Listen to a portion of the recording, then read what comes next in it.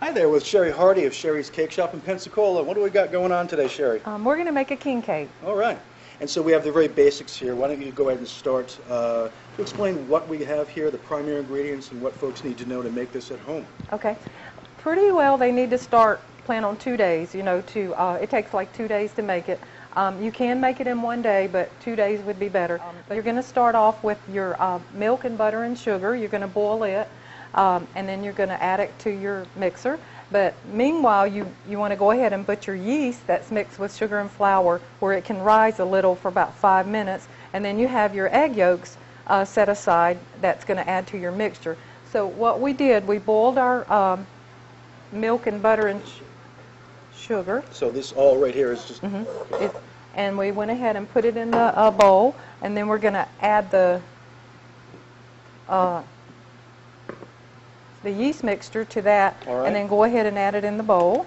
And then we're going to take our 4 cups of flour and go ahead and put it in our mixer.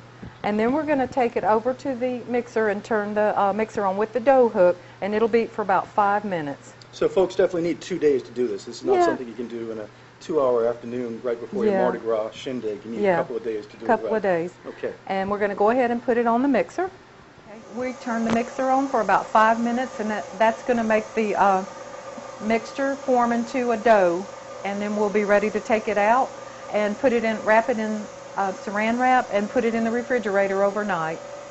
Okay, so we have mixed our initial batch of eggs, yeast, and dough together, and now what are we going to do? Okay, we're going to dump it out. Okay, can folks do this on a cutting board, or what do you recommend? Or their table, you know, I mean, this is a silicone mat, but you can lay parchment paper down and just lay it out on there. But all you're going to do is take this and just kind of form it into a ball type thing, and then you're going to wrap it in saran wrap and let it stay in the refrigerator all night. Let me ask you, how much will this feed? How many people will a size of king cake like this feed? This will make one big, like a 12 to 14 inch king cake, or this will make 2 small, like 8 inch or 9 inch king cakes. And it's ready to go. What are we going to do next? We'll put this in the refrigerator overnight. When we come out the next day, we'll unwrap it, and then we'll flour our mat just a little, and then you just do like that. And then I'm going to half this where I can make 2 smaller ones. Okay. Is that so you can create that sort of pretzel shape to it? Yeah, I just want to work with a little bit smaller. And then you start rolling it out. My mother used to hit me with that when I was a child.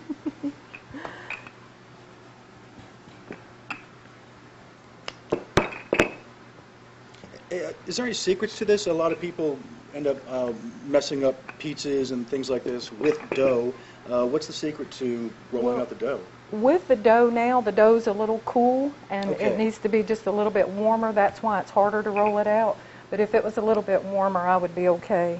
But you want to roll it out, you know, a little long enough where you'll be able to put your mixture in the middle and then roll it back up. Right.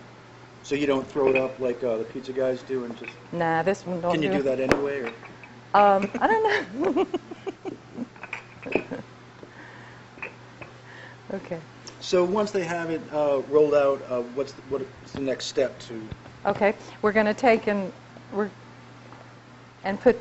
just going to put butter. You're going to paint butter right on Paint butter right on it, and it could be a little bit longer, but it's okay. And then I'm going to put a little cinnamon over the top of that. For those health-conscious people, they've got to use butter. Can you use substitute butter? Or, yeah, you could use anything. And then I'm just going to take some cream cheese filling that I've already have made up and just put a little roll of it in the middle. And that way I can take and fold my mixture up like this. And then you're going to, after you have it, I usually take and twirl it like this around, and then I hook it together on the end, right here at the end, with a little bit of egg wash. Egg wash, okay. And then I'm going to put egg wash all over the top, and that'll make it brown better. Okay. Okay. And then we'll take this right over to our tray that's ready to go in the oven, and we'll sit it on the tray. and then we'll bake it in the oven for about 45 minutes. And At what temperature? Around 325, 350. Whenever they come out of the oven and they sit and cool for just a few minutes, we're going to take like a glaze mixture of like water and powdered sugar, and I just put mine in a bag, and I'm just going to take and just kind of let it drizzle over the top. Right. And I'll drizzle this one. And really, anybody could do any kind of design you wanted. If you wanted to spell out Mardi Gras. Or And that will make the sugar stick. We have sand and sugar, we have green, we have gold. And these can be purchased at any bake shop, any supermarket. Okay. And then, Starting to look like a king cake. yeah. And then we have other little decorations. And a lot of times people now are just sitting the baby kind of down in there, hid a little. They don't bake it inside The it. baby standard? Yeah, the baby is like whoever bites into the king cake and gets the baby has to buy the king cake the next year. Oh. But you can add little decorations around on there, any type of little things. So there you go, folks. From the Pensacola News Journal and PNJ.com, I'm Brian Kelly, Sherry's Cake Shop in Pensacola. Happy Mardi Gras. Thanks, Sherry. Thank you.